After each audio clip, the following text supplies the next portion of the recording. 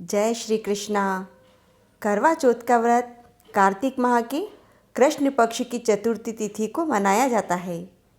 यह व्रत महिलाएं अपने पति की लंबी आयु के लिए रखती हैं। इस व्रत में महिलाएं अन्न जल चंद्रमा की पूजा के पहले ग्रहण नहीं करती।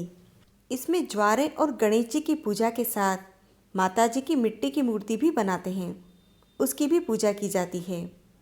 पूजन सामग्री में थाली में कुमकुम, मेहंदी, हल्दी, चावल, अबीर, इसके साथ श्रृंगार की पूरी सामग्री आदि रखे जाते हैं और एक मिट्टी का करवा तैयार करते हैं।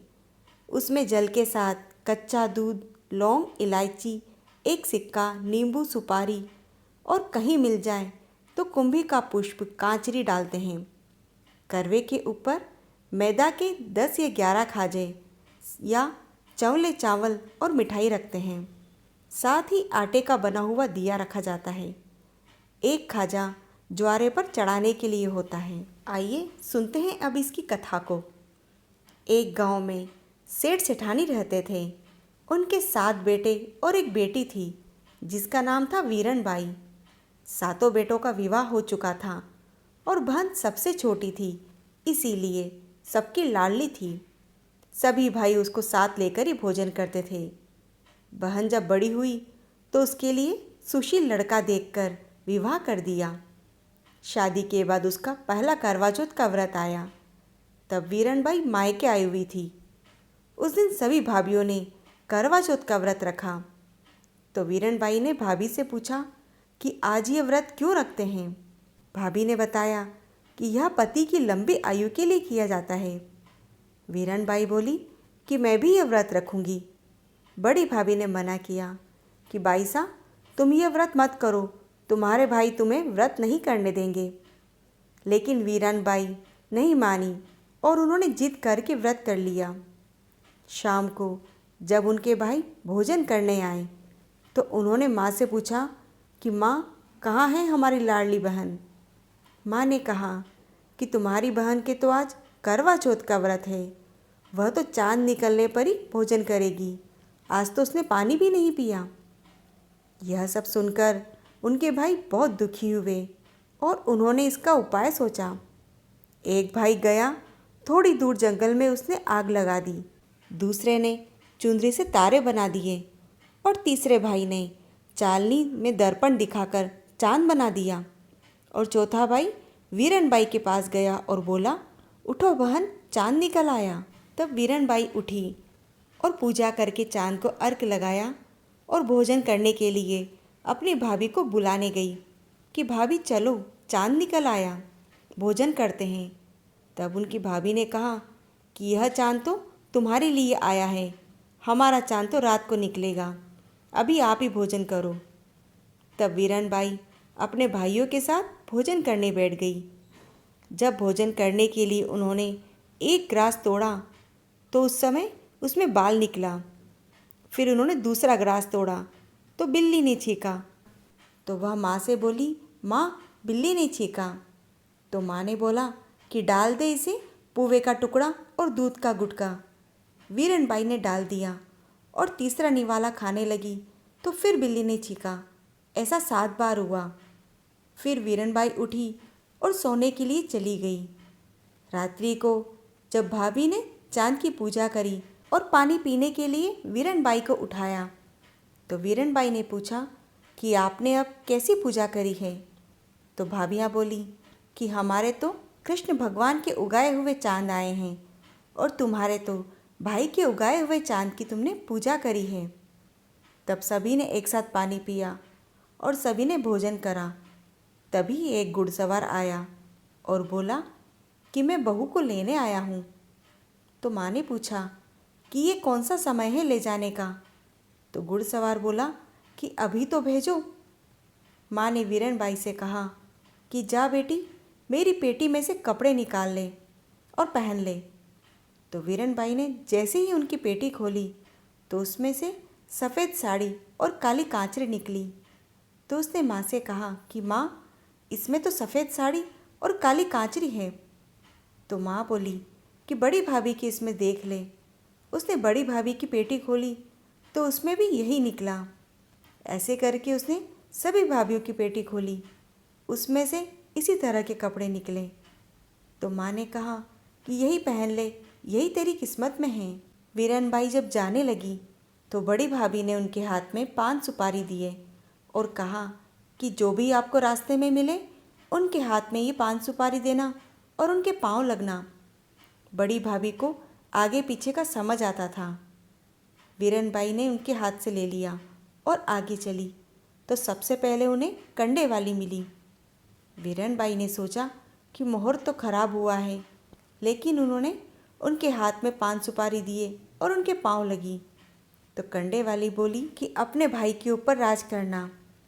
वीरन बाई आगे बढ़ी तो आगे पानी वाली मिली। जो भी मिली उन सबको उन्होंने 5 सुपारी दिए और उनके पाँव लगती गई। सभी ने यही कहा कि अपने भाइयों के ऊपर राज करना। वीरन बाई जैसे ही अपने ससुराल पहुंची तो भाभी की बात मानकर सबके पाँव लगने लगी, तो सबने मना कर दिया।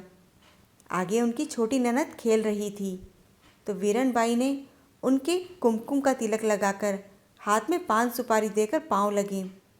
तो ननद बोली कि सेरी होना सपूती होना, दूधो नहाओ पूतो फलो। यह सुनकर वीरन बाई ने आशीष पल्ले में बांध लिया। आप सभी भी 2 चने अपने पल्ले में बांध लें।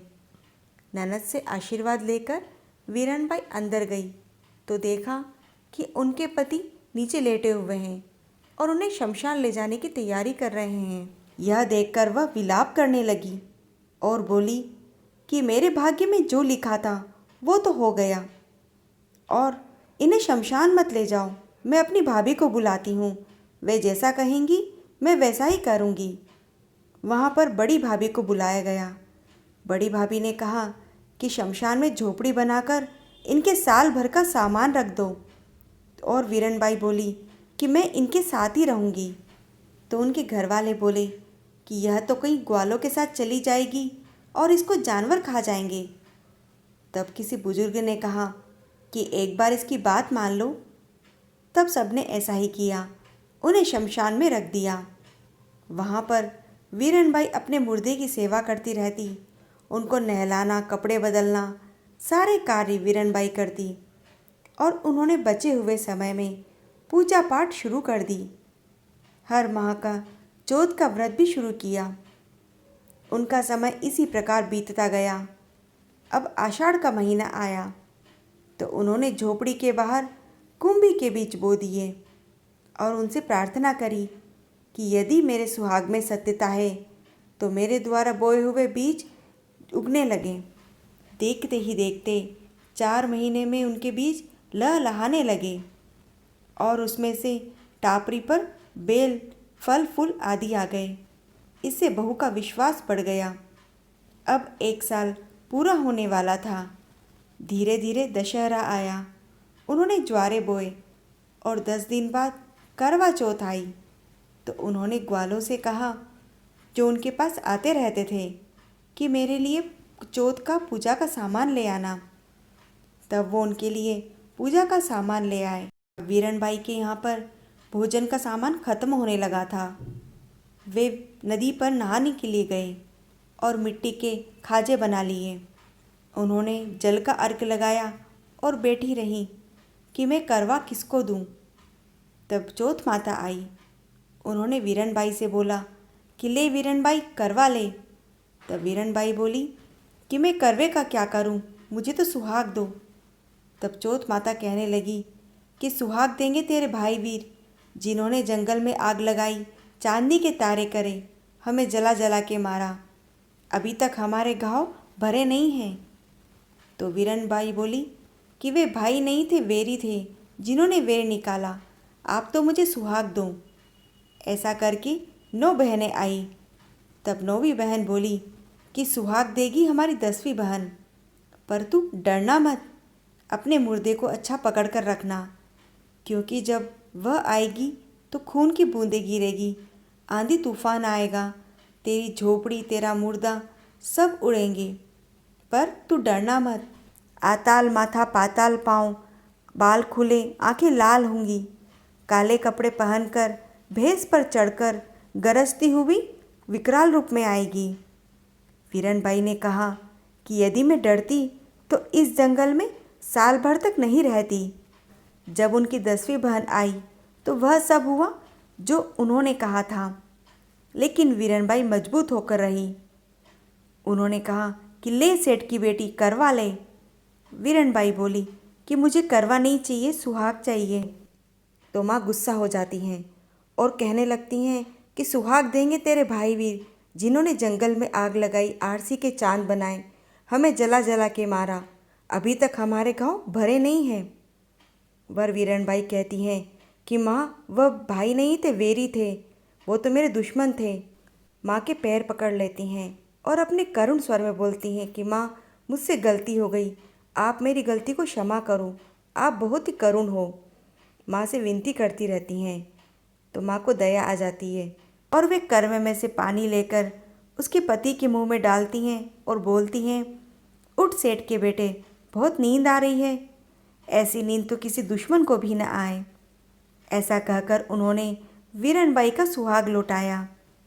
यह देखकर वीरनबाई बहुत ही प्रसन्न हुई और चौथ माता जाते जाते उनकी झोपड़ी को लात देकर गई। वहाँ पर झोपड़ी की जगह महल हो गया और सुबह जब ग्वाले वहाँ पर गाय चराने आए तो क्या देखते हैं कि वहाँ झोपड़ी की जगह बड़ा महल हो गया। वे दौड़ करके उनके ससुर जी के पास गए और उनसे बोले कि आपके बेटे बहू की झोपड़ी की जगह तो महल हो गया और अंदर से झूला झूलने की आवाज़ आ रही है। तो ससुर जी वहाँ पर आए और दरवाज़ा बजाने लगे। तो वीरनबाई बोली कि धर्म का होगा तो खुलेगा और पाप का होगा तो नहीं खुलेगा। फिर दरवाज़ा खुल गया तो ससुर जी देखते हैं कि उनके बेटे बहू झूला झूल रहे हैं। यह देखकर ससुर जी अपने बहू के पैर पड़ गए और बोले कि तुमने मेरे बेटे को जीवित कर दिया। तो बहू ने कहा, पिताजी यह क्या आप उल्टी गंगा बहा रहे हैं? और वह अपने ससुर जी के पाँव पड़ने लगी। सेठ जी घर गए और गाजे बाजे के साथ अपने बहू बेटे को घर ले आए। वे सभी सुखपूर्वक रहने लगे।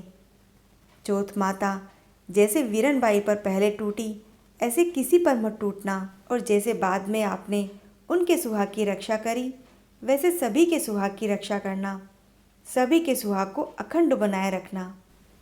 इसी प्रकार की अन्य कथाएं सुनने के लिए आप इस चैनल को सब्सक्राइब जरूर करें और इस कथा को लाइक व शेयर करें। जय श्री कृष्णा।